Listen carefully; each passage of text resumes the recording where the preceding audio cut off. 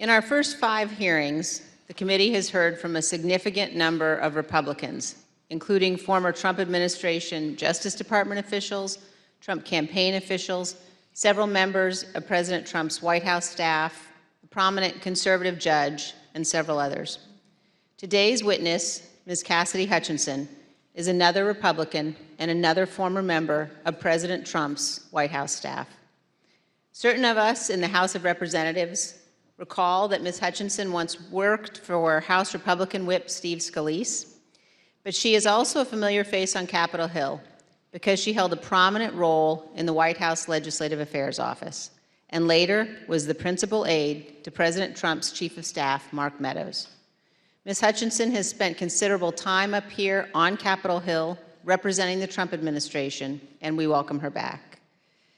Up until now, our hearings have each been organized to address specific elements of President Trump's plan to overturn the 2020 election. Today, we are departing somewhat from that model because Ms. Hutchinson's testimony touches on several important and cross-cutting topics that are relevant to each of our future hearings. In her role working for the White House Chief of Staff, Ms. Hutchinson handled a vast number of sensitive issues. She worked in the West Wing, several steps down the hall from the Oval Office. Ms. Hutchinson spoke daily with members of Congress, with high-ranking officials in the administration, with senior White House staff, including Mr. Meadows, with White House counsel, lawyers, and with Mr. Tony Ornato, who served as the White House Deputy Chief of Staff.